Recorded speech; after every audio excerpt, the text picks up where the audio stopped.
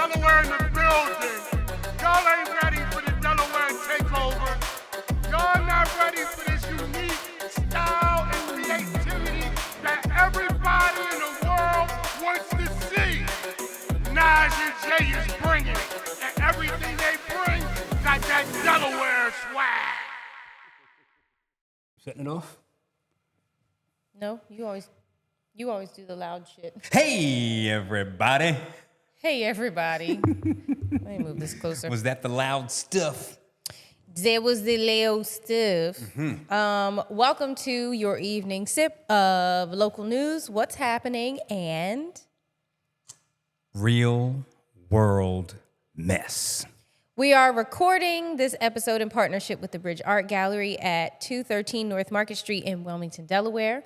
The Bridge Art Gallery is a dynamic cultural institution dedicated to fostering creativity and community engagement through the visual arts. And we would like to say thank you to our first sip. Thank you, Christopher Mack, for Ocean Organic Vodka. Ocean Organic Vodka. Made in Hawaii. Blue bottle at the Blue Bridge. We riding the wave. Ride the wave with NadjNJea. Now- Organically. I'm not typically a vodka girl. You know, them days is gone, college and everything, but we're going to be vodka tonight. I am an alcohol man. Cheers.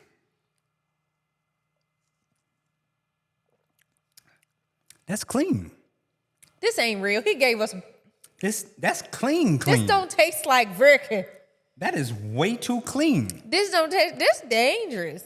This, I really feel like I'm surfing you know the what? wave It now. tastes like it was chilled and siphoned through a bamboo shoot into a coconut.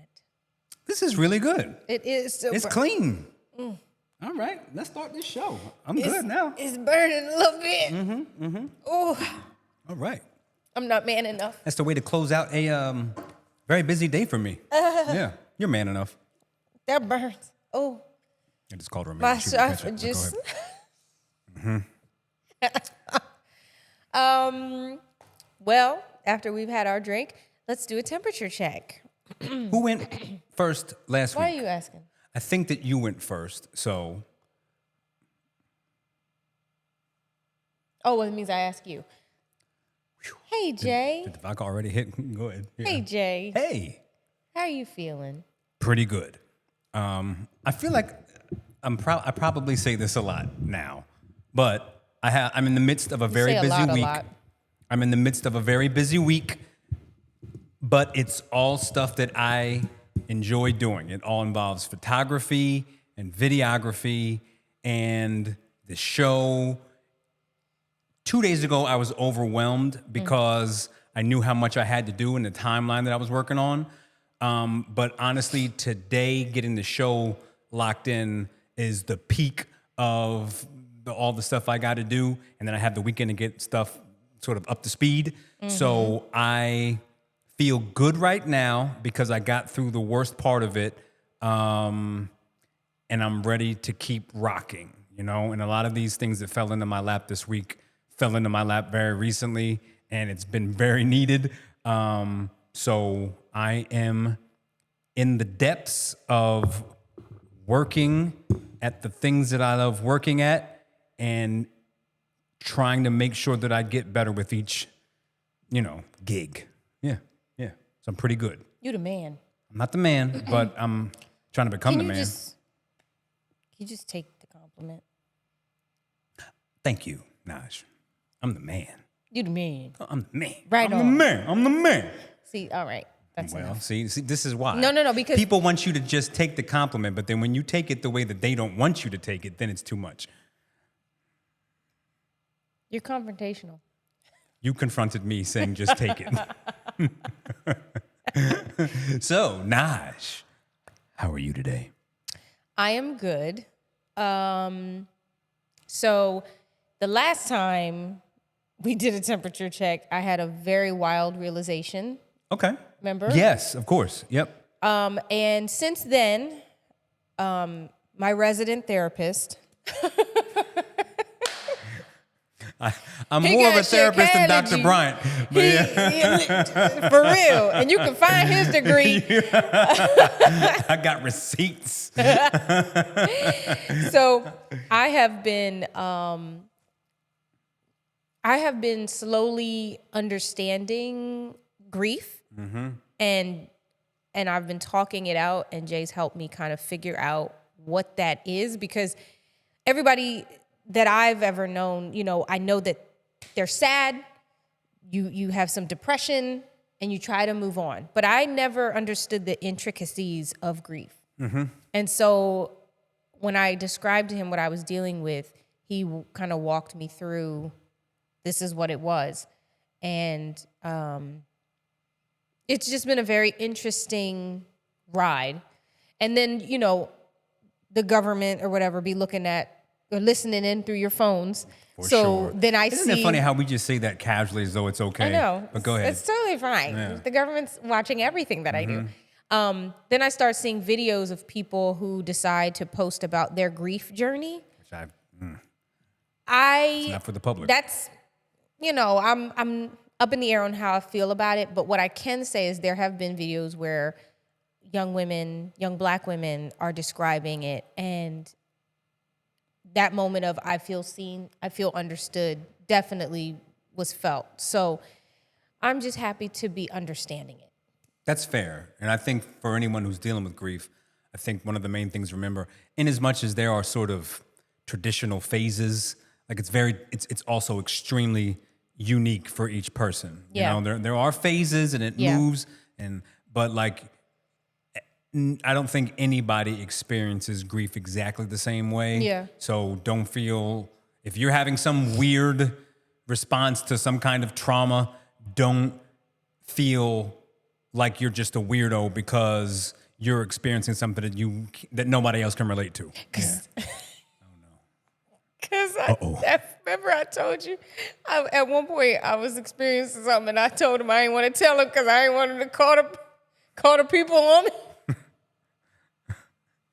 I was like, I don't know if I should tell you this. She had an extreme desire to dress up like Harriet Tubman and run down the street saying, "Free me, free me." And I was like, you shouldn't do that. See, this is why you can't tell him nothing. You can't tell him nothing. And I was like, you can't, you're too light to dress up like Harriet. You can't do that and run down the street. Like, it's not going to work out right. Terrible idea. So we're going just to have like to you, no matter how deep and low you sing, you'll never be Frederick Douglass. No. Not. And he's mixed and I'm not.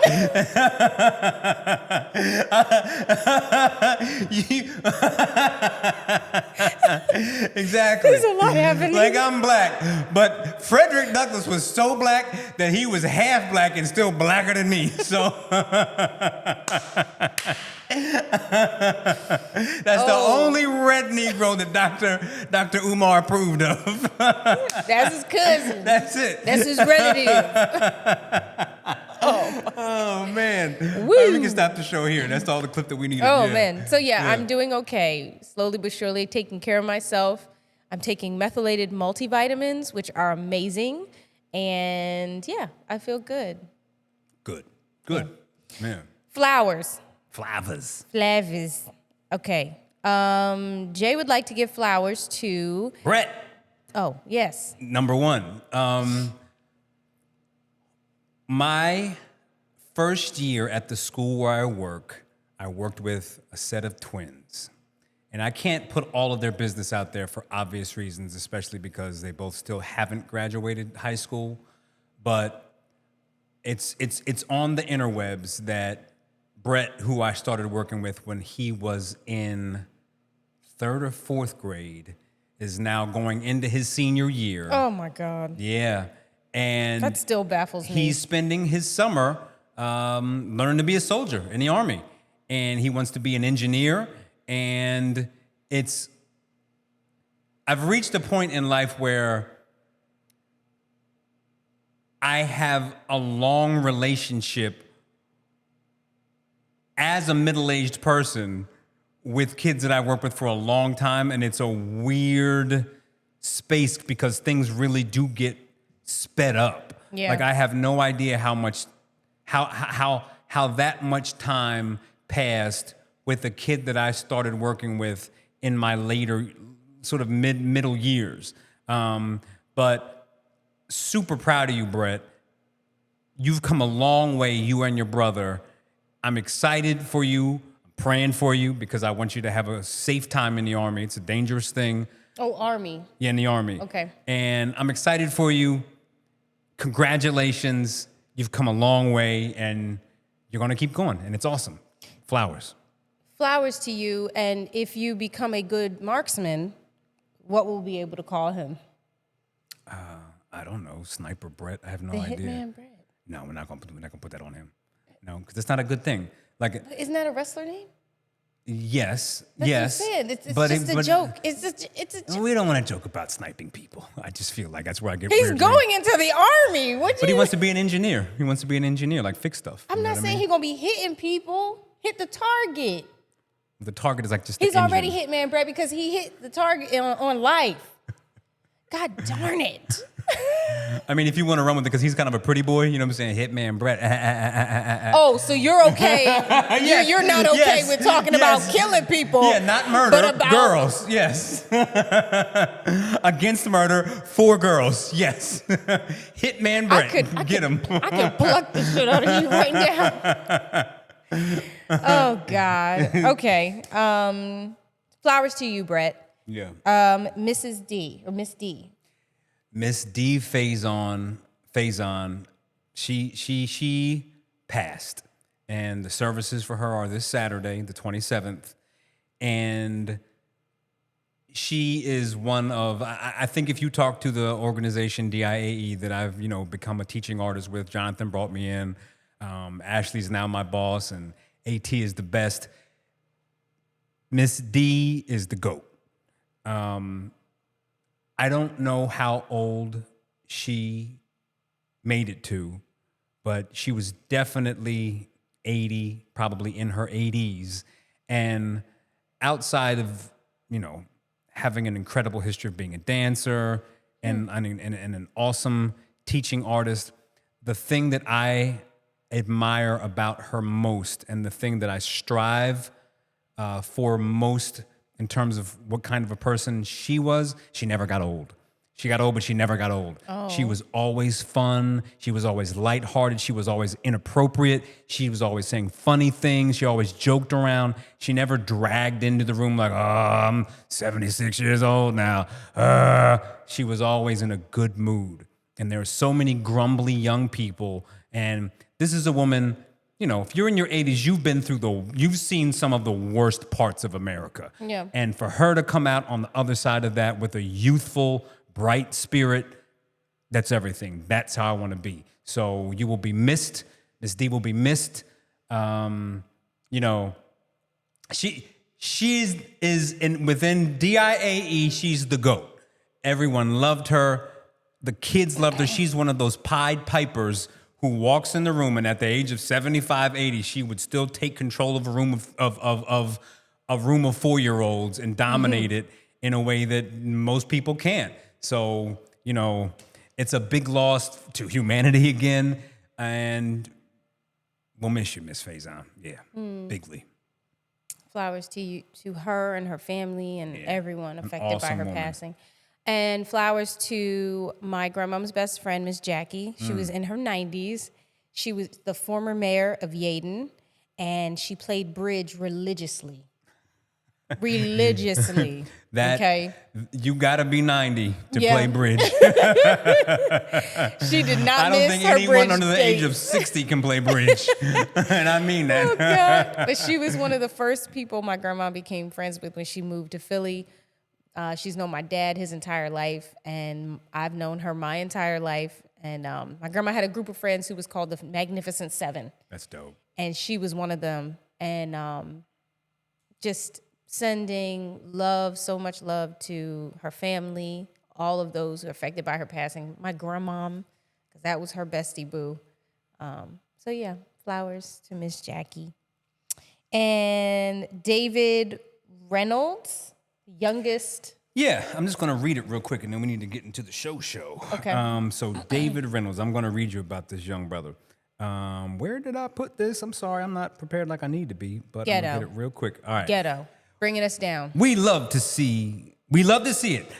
Maestro David Reynolds has broken a centuries-old barrier in classical music by being selected to lead one of the world's most prestigious orchestral institutions. He began playing the cello at age 4 and was composing full orchestral scores by the time he entered high school, displaying rare musical intuition. His debut performance last night received a 10-minute standing ovation from critics who praised his fresh, energetic interpretation of classical masterpieces. Need I say this is also a young brother, so here we are, just still doing amazing things. You know, flowers to you, sir, for being a super duper young and super accomplished young black musician, and keep going. Do you know how long a 10-minute standing ovation is? It's absurd. 10-minute standing, that's a set. Yeah. 10 minutes of a Whitney standing level ovation. stuff. That mean that man had them up in there having a hallelujah moment. And he gave the classical world a hallelujah moment. It's hard to impress. It's hard to impress those people. Yeah. That's a tough crowd to get them to emote anything. You know? Right. So yeah. Wow. Last bit of flowers.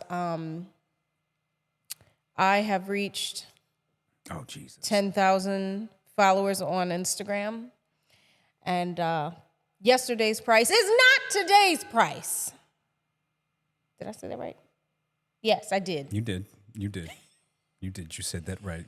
And I just want to say, for all you haters out there, no, it hasn't paid any bills. And I do not feel any different. But I have 10,000 followers, and that means I have 10,000 followers. That is all. Where are they going to follow you? On my journey through life. I don't know. I was thinking about it, and I'm like, why do people make these big announcements about the followers thing? Because social media has everything all now, if you have 100,000, you'd make money. But I don't have that. So when people make like... So it's irrelevant. Right. So when people make I have 15,000, I have 10, and I'm like, well, where the money? What's going on? Yeah. So yeah. Okay. Let's get into it. All right. The social medias and the websites, the credit cards, the cash apps, all of them are now preying on our teens. Yeah. What? I was going to start with a funny one, but we're there, so go ahead. It's okay. Sorry. Yeah. This is an important No, conversation no, because I have a teenager, and you're gonna have one, and you should be afraid. And my goddaughter's a teenager, so yeah. So I've noticed Cash App, Instagram, Facebook, I think TikTok. There's been a bunch of corporations that are basically asking or promoting teen accounts. And I see them, whether I'm scrolling or if I see a commercial on like Hulu or Netflix or whatever, right? And what really bothers me is that, number one, kids don't need to be on screens or have credit card accounts or debit card accounts, really. Unless you are working and you have like a steady, stable job, part-time thing, you don't need a Cash App card at 12 and 13 years old, at 14 years old. 15 is like right there, but 16 is like the age appropriate. Unless you are legitimately parenting with the idea of giving them financial education. And the problem is nobody's doing that. So there was an incident, a stabbing in Wilmington. We're making a big jump. Yes. The point is that... Blame it on the alcohol. No. The point is that we're coming from a place of explaining that the first problem is that young people are being given adult responsibilities before they're ready, which... A teen had a disagreement with a braider in Wilmington. And instead of having the emotional, what's the word? Regulation, like being able to regulate her emotions and talk calmly and and, be honest with how she feels. She stabbed the braider and the person trying to stop her from doing it. Like, she hurt 2 people.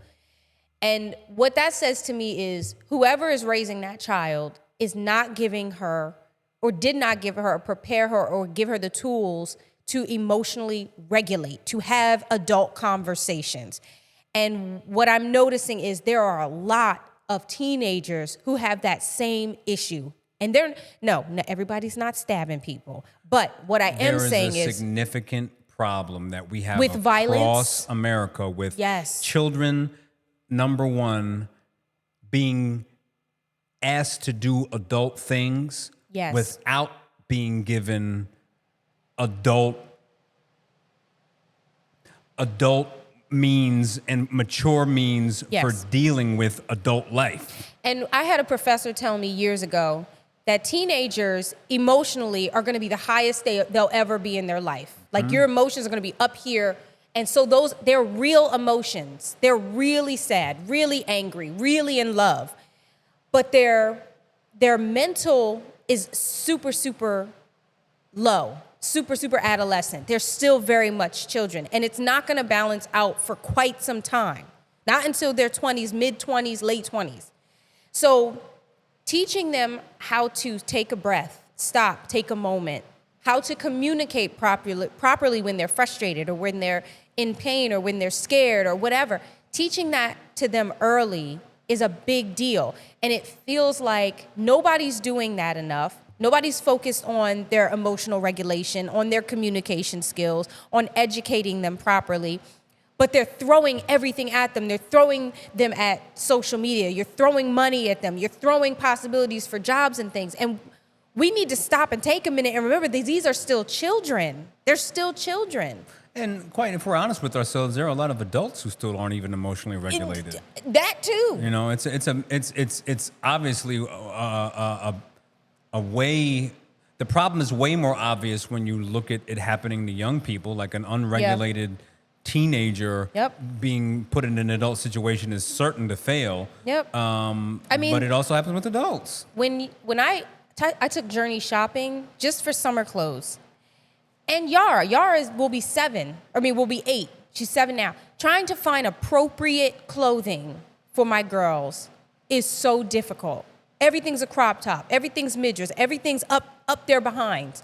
And I'm like, why are we pushing our girls to be more mature than they are? And so I think that one of the things, and I struggle with this, as a parent, I saw a post earlier this week where an educator was saying that things have gotten so absurd with parents that instead of talking about what they really needed to talk about at this sort of conference, if you will, is they were having to spend time just teaching parents how to tell their children no. Yes. And I can sort of bear witness to this, that as an example, I'm very comfortable talking about this. I work with younger boys, and towards the end of the year, my 5th graders specifically were struggling with the fact that they were having to move on from elementary school, a very comfortable, coddled environment,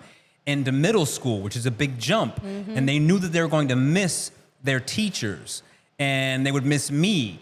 And instead of being able to manage that emotionally, because it's okay to cry. Mm-hmm. It's okay to say, yo, I'm sad about this. I'm gonna miss you, Mr. Street. Can I come back and see you? It just turns into rage. Yeah. They just act out, and they do things that they haven't done all school year. All of a sudden, this person is doing things that's like, who is this kid? Yeah. It's because they don't know how to emotionally deal with difficult situations. And I think any parent can understand why you want to shelter your child from difficult situations. And there's a place, like, listen, children aren't supposed to deal with extreme situations, but you have to be able to give them adversity. And that's where, I don't want to go way off the rails, but when we talk about sports, a kid needs to learn how to lose. Yeah. Oh my God.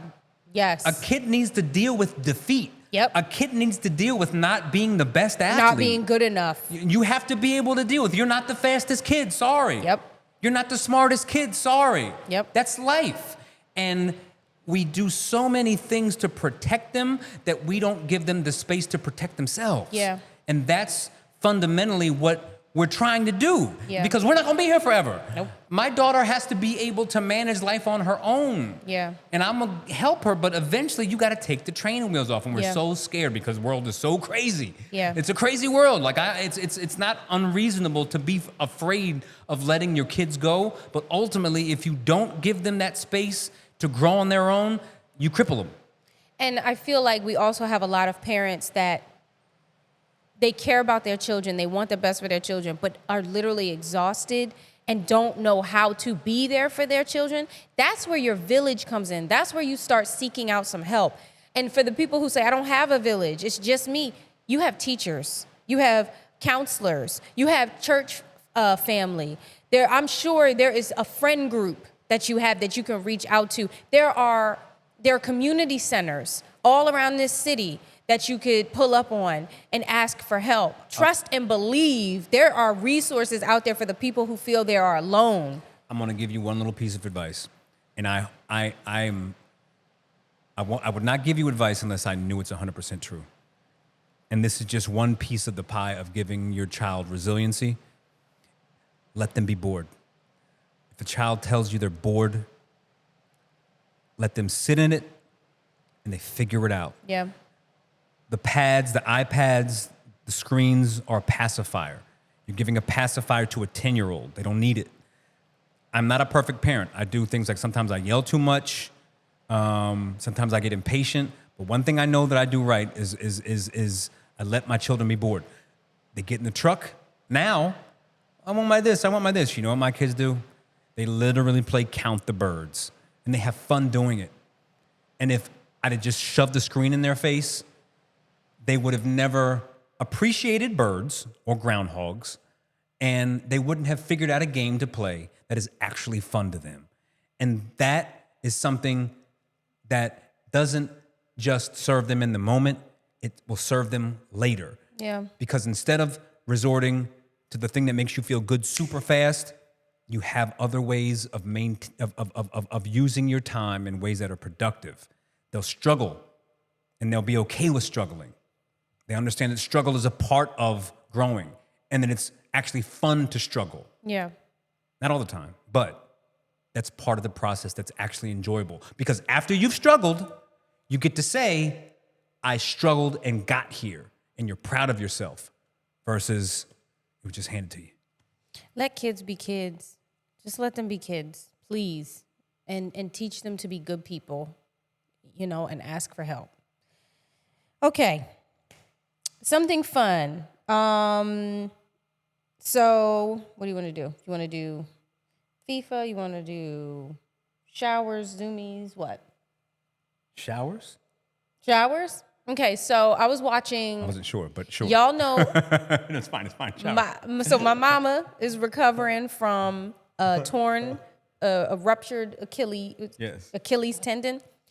And so I've spent a lot of time with her, and one thing she loves to do is put in the background is the talk shows, the daytime talk shows.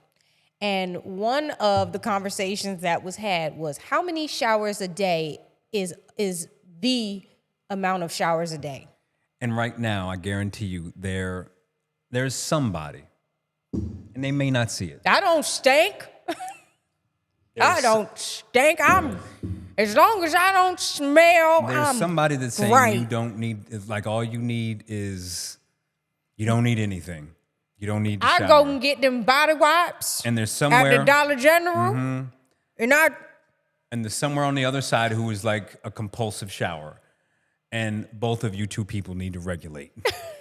Not regulate, but like you need to just. Could those two people be together? You need to. Okay, let's have it. Hold on. Let's talk about this.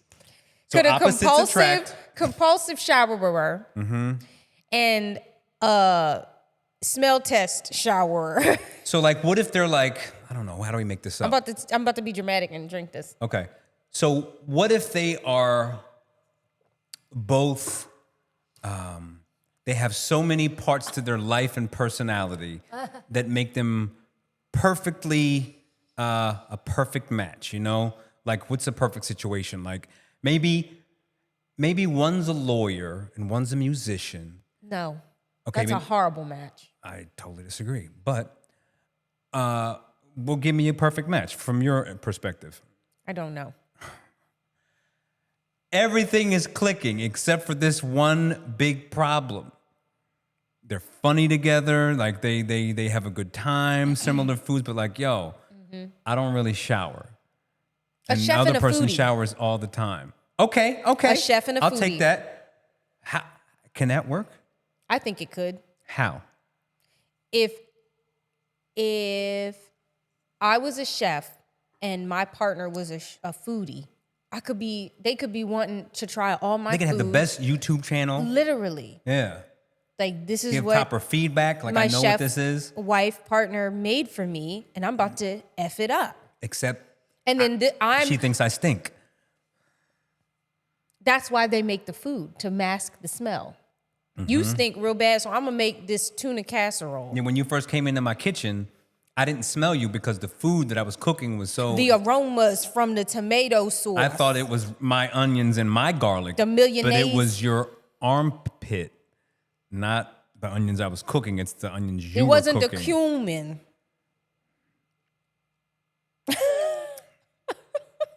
I don't know if it could work. I'm trying to imagine the All scenario. I know is I can't be with no funky man. I can't be with no funky nothing. I can't be with no funky man. So I can handle a little bit of gym smell, like working out smell. I can handle a little bit of that for a short time. Like if I have context. But 24 hours after the workout, it's here's rotten. the thing, the context. If I come home and you come home and I smell you, I need to know, how long have you smelled that way? How long have you Well, smelled I think like you can that? tell. And Because it goes from onions to then poop gets involved and it levels up. Now you got socks, you know what I'm saying? Like, this gets more intense. I need to know the context of your smell. So for me, I am I like to switch it up depending on how I feel. There's no way. So for me, like, I shower sometimes right before bed or right in the morning. Now, if I've been sweating at any point, I'm going to shower as soon as I get home. I think any more than 2 times a day is concerning. Depending on what you're doing.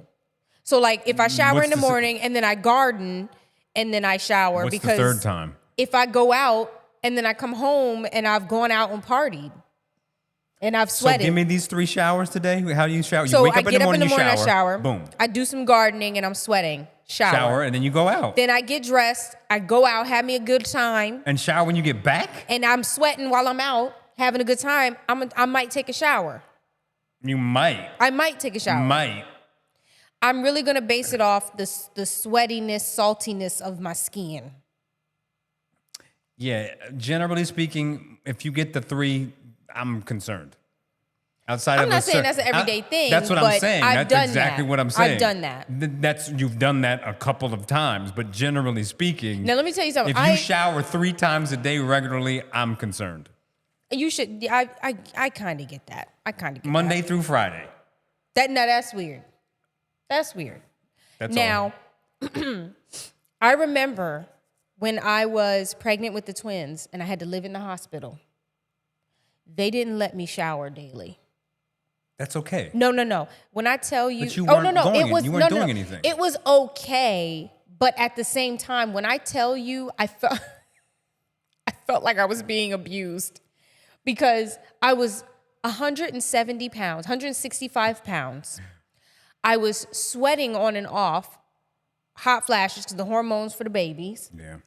And I was sitting on my rump, and every now and then I would get up, and it took so much effort to get my big butt out of my bed. Yeah. So they gave me like body wipes, but they were afraid for me to take a shower because they had to keep monitoring the babies. Yeah, but you're in the hospital and you're not moving But around like, yeah. what I'm getting at is when I tell you the thought of not being able to shower after it hit like 2 days, I was losing it. And I remember crying about it. That's fair though. And since then, it's still like, if I go a day and I'm like, oh, I need to handle that, because I immediately go back to that thought and I'm like, And I'm not, the other thing is going back to the smell test people, I'm not a stinky person. Like, even if if I forget to put on deodorant, it takes a long time for me to like notice it, because I don't have like a scent. And now that I don't have my period anymore because I had a hysterectomy, there really ain't no smells for the most part. So I'm like, what? Is that to your mind? Damn. All I'm saying is I still do it. As soon as they took out my inside to stop stinking, there was no worries. That's not what I meant. But that's how it sounded. No, I still shower. I mean, I would shower, you know what I'm saying? But once I got rid of it, everything was... What I'm saying is, I don't feel as gross as I used to, because I could be that. Now, if I was on my period, I would be showering 3 times a day. That's fair. You know. I mean, I don't know, but I understand that. Yes. I can, yes, okay. Mm-hmm. But I don't know. Oh, that's funny. I think once a You're day so is mean. fair. I think once a day is fair. Twice a day, cool, depending on who you are. I think 3 is now we have a problem. Okay, so you give us your thing. 1 to 2. What do you mean my thing? 1 to 2. Okay. Yeah. That's you. That's what you do. I showered twice today. I woke up, got my kids off to school. I mean, not off to school, off to camp, and I showered before I did, my shooting at the library. Okay. And then I worked out and showered before the show. That seems perfectly reasonable. Was that 3? No, 2. I showered before I went to work, and I showered after my workout. Okay. And if I didn't work out, I may have showered for the show just because my hair starts to dry out and get poofy. But if it was pulled back... You wouldn't have to shower to get your hair together. You just get a squirt bottle. I don't do that. So I would have just showered again and wasted the water. Otherwise, without workouts, I shower once a day. And on the flip side of it, I remember I took a hunting trip up to PA, and we got we rented an RV. And I think there might have been 2 days when I didn't shower, and I never want to go through that again. I'm not built for jail. I'm not built for the Army. I'm not built for anything extreme. I've never felt more disgusting. I felt like I was slowly being just bugs. Ew. It was disgusting. And I have a deep appreciation for a nice hot shower. And I know a lot of people, most people probably in the world don't get that luxury, but that's a luxury that I've been completely softened by that I absolutely need. Yeah. And while we're at it, you should be brushing your teeth every day. I am wildly meticulous about my teeth. That's where I'm actually... And a lot of other people need to be. That's where I'm borderline concerning, but that's because... It should be concerning that you don't brush your teeth every day. I didn't really take care of my teeth until after college. And I remember... It's a miracle, y'all. I remember that I went to the dentist after college, having not gone for a long time. To your bestie? No. He was still in school. He was still in dental school, I should say. And I went and I had to get... not a prophy. I forget what the other term is. I had to get scaling. I had to get 2 sets of scaling done, and it was a brutal experience of them basically chipping all the calculus and plaque away. No. It was blood. It was a mess. And I said, I am never going through this again. Somehow I didn't have to get fillings. I have no idea how that happened. And that was the last time I didn't take care of my teeth. Now I take care of my teeth to the point where it's probably a little bit too much, but I ain't going back. So, yeah. More people need to be like Jay. I just need to say that. Yeah. But here we are. It's amazing I have all my teeth. Yeah. Okay. Where are we on time? We got a good 20. Okay. Push it. So FIFA is happening right now. FIFA World Cup, the football, okay? That means the world is here in the States, okay? And Welcome to the ghetto, y'all. welcome to the ghetto. Globe, welcome to the hood. Welcome. Yep. And I have taken it upon myself to let the ladies who decide to watch my Instagram know that this is your time, okay? Get outside. And the gentlemen's as well. And this is a very loaded conversation. Why is it loaded? Because there's so many different angles, okay? You could be an individual living here who could be going outside to go meet the teams, or an individual living here to go meet people out to enjoy the games. There are basically two pieces of this. Or the tourists that are coming for the game. Like you could, exactly. There's a world of possibilities. Listen, if you're going to chase a David Beckham soccer star, you're basically a groupie. I'm sorry. And it's okay if you want to be a groupie, but it's no different than chasing a basketball player or a football player. You're chasing athletes. And that's okay. The difference is they're paid even more. Scotland ain't been here for 30 years. You get what I'm saying? You picking up what I'm putting down? Cape Verde is here. You picking it up? No, it's not. That's actually incorrect. Okay, cool. Ishmael's Cape Verde. Okay. I understand what the pronunciation is. Mm-hmm. I've been doing my research. They have a beautiful language, by the way. And the other countries, Congo is here. If you want to chase yourself an athlete and think that athlete is going to stick with you, have at it. I'm not even concerned about the athletes. I'm talking about the country. The people from the countries have come here. So now you're in a position where either you're going to scoop this man up and he's going to bring you to that country and you're going to leave America, or you're going to bring him here. I mean, whatever floats your boat. But that's a big boat to float. Have you ever seen 90 Day Fiancé? No. You have not, and that's your problem. That's your problem right there. I'm sure it's not reality. He has no imagination. Yeah. No imagination. Tell me you've never seen a green card application without telling me you've never seen a green card application. So if you want to chase hot soccer dudes, I'm not mad. Like, I get it. Chase hot soccer dudes. Like, I have no problems with that. But the bigger thing that I think any human can benefit from is to go as an American to a local bar where they're showing the game and where they have people from Brazil, people from Scotland, people from all over the world. Congo. Where you can have a conversation with people who have a completely different perspective from you and learn about that. Yes. As an example, we had a brief conversation with a comic artist who has... Curacao. From Curacao. And what was the other country? I don't know. I'm tripping. Why am I missing that? Curacao. Honduras? Yes, she's Honduras, yeah. And within just 30 minutes of her talking about how slavery was in her place, it was like, oh my gosh, I didn't think about it from that perspective. Yeah. And it really, it's Americans who are sheltered, guys. Americans are sheltered. If you admit that, if you can recognize that, you can go to a bar in Philadelphia and talk to some of these soccer fans who are from different countries and really learn. Yeah. That is the beauty of what could happen. Yeah. Chase the pretty soccer boys. I get it. I'm not mad at that. Have at it. I don't like how you said that. Chase your David Beckham. Chase your Messi. Chase the as an example. I'm not mad. I'm not a hater. They showed the Nigerian goalie. Super handsome guy. I get it. Like, if you want to shoot your shot, shoot it. Cool. When we get back to reality, go talk to a human from a different country and have a real conversation with them.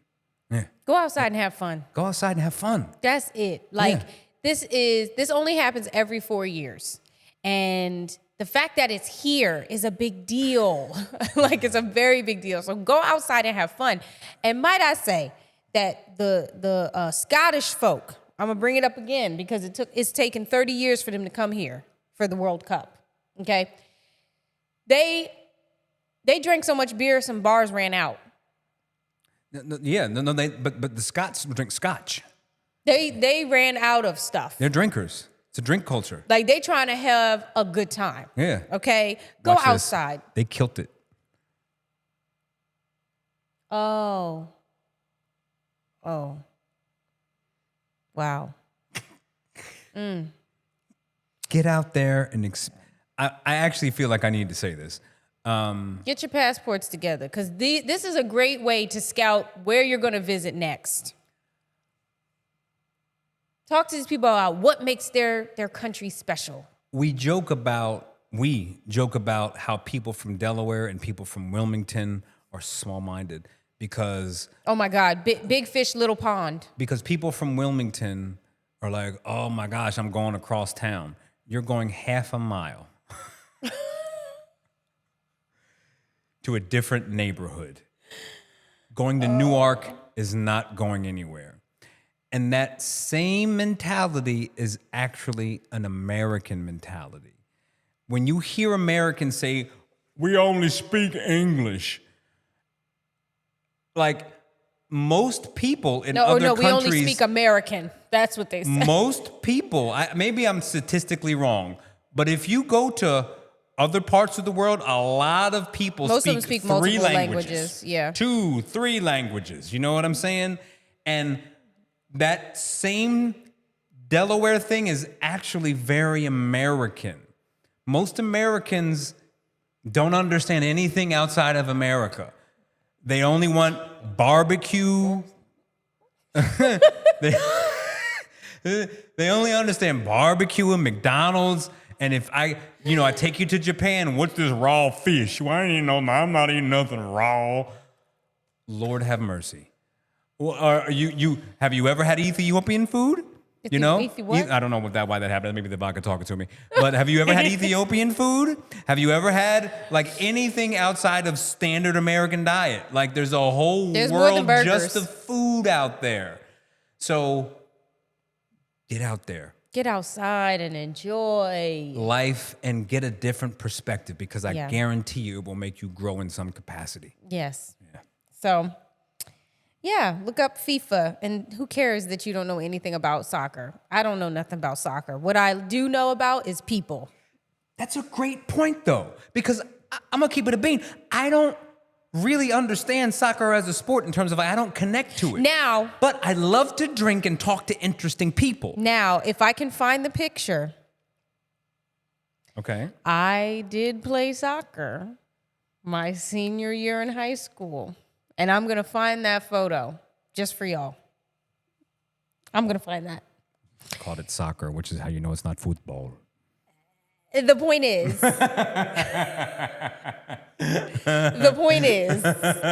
I know more than him. I played soccer too as a kid. Like I did. Okay, but I was older and more mature. Okay? And I looked good doing it. I toned for prom. That was my goal. All things that I remember when I told my mom I was trying out for the soccer team, and she was like, "Why are you doing that?" I'm so embarrassed. My dad came to 5 games. My mom came to 1 and was so embarrassed. I was really bad. I was on the JV team. And that's okay. Because she's good at music. I'm a team player. Not really. I was there for morale. That's why they kept me. I was funny. I showed up to the practice with a puffer coat and big sunglasses one time. She wanted to get in shape for prom. I did, and I looked amazing. We're gonna put them pictures in there too, my prom pictures too. I looked the exact same. Delaware, are you tapped in yet? This is Grown Folks Radio, founded by Wayne and Leland, bringing back real music.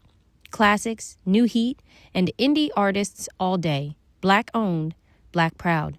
Featuring Indie Planet, Jackie's Closet, The Lion's Den, Uncut, and mixes from DJ Mega Skills, DJ Sure Jam, DJ Divine, DJ Dom Unique, and DJ Jimmy Jam, plus Gospel Sundays and the NadjNJea show every Wednesday at 10 a.m.